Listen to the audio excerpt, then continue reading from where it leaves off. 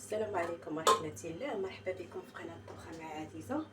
كنتمنى تكونوا بخير وعلى خير، ومرحبا بالجميع. كنقول لكم شكرا على اللايكات، على التعاليق ديالكم. مرحبا بالناس القدام والناس الجداد، كنقول لكم مرحبا والف مرحبا. اليوم ان شاء الله ندير معكم واحد الطاجين ديال الكباب مهدور.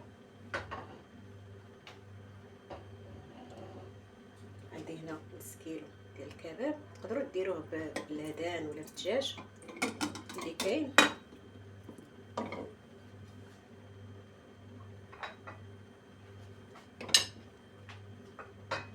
عندي هنا بصله مقطعه رقيقه،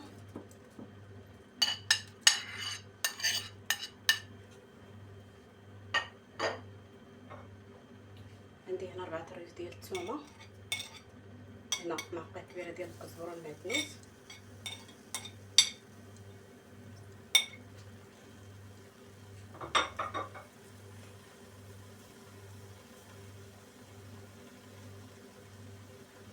عندي هنا معلقه صغيره ديال السمن،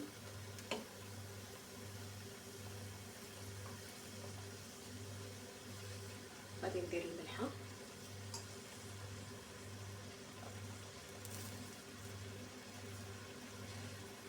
عندي هنا الابصار، الخرطوم، السكنجبير،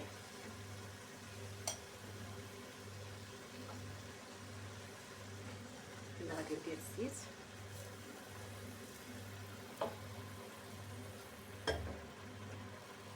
غادي ندير واحد شويه ديال زيت البلديه،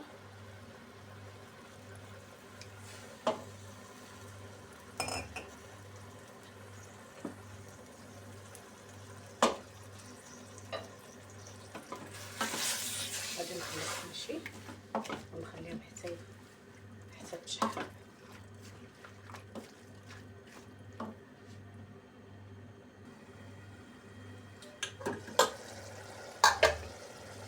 هنا تشحر مزيان، ما ندير ليه لا لا والو. غادي نسد الكوكو وغادي نغسل عليه البوطه ونخليه ديك 20 دقيقه حتى نص ساعه كاع ونطفي عليه. هنا راه طاب وطفيت عليه، دابا ندوز باش نحط. درت هاد الطبسيل هنا، غادي ندير فيه البطاطا اللي قليتها، راه خلاص باش تعرف هذا يقلي البطاطا راه كنت قطعتها ودرتها مع الماء والماء والملحه، درتها طلعتها الغليه صافي وطفيت عليها باش كتجي هكا واقفه، ما كتجيش شاربه الزيت. وهذا هو الشكل النهائي ديال الطاجين ديالنا. زينته هكا بالحامض والزيتون. التزيين راه كيبقى على حسب الاختيار ديال كل واحد. كنتمنى ينال الاعجاب ديالكم، وما تنسونيش مره اخرى من اللايك والتعاليق، كثروا التعاليق واخا ديروا على القليب، واللي ما مشتركش في القناه يشترك. وكنقول لكم مرحبا والف مرحبا وشهيه طيبه، ونتلاقاو ان شاء الله في فيديو جديد.